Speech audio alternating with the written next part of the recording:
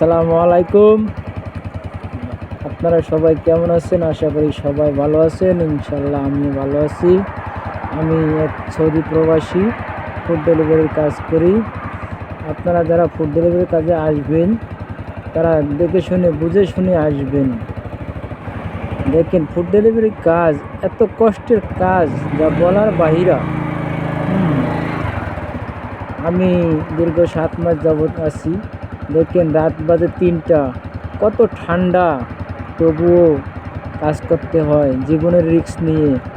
এই শীতের মধ্যে 7টা জামা গায়ে দিছি, তবুও শীত মরে না, তবুও শরীর খালি কাঁপে।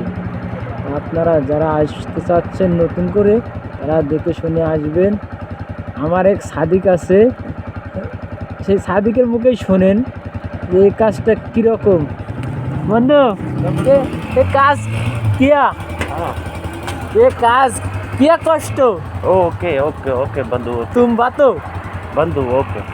वो जनगण तुम्हारे देखेगा। हाँ हाँ देखो देखेगा।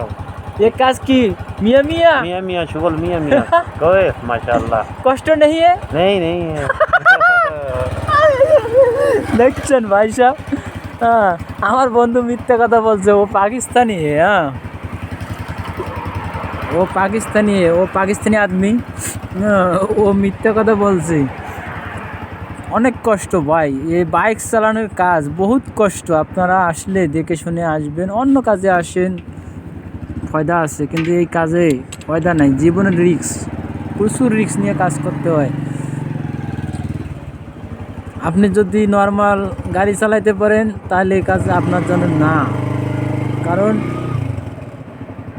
আপনাকে বাইক চালাইতে হবে, চতুর্দিকে খেয়াল রাখতে হবে। রাস্তায় আবার তোমার সিসি ক্যামেরা আছে, স্পিড বেশি হলেই সিসি ক্যামেরা খাইলেই 3000 টাকা গ্রামা।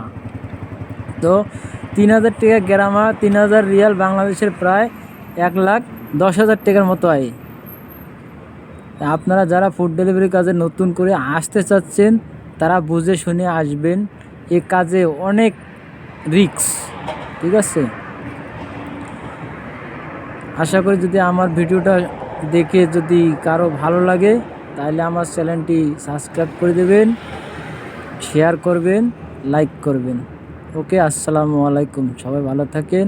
ইনশাল্লাহ দেখা হবে আগামী পর্বে।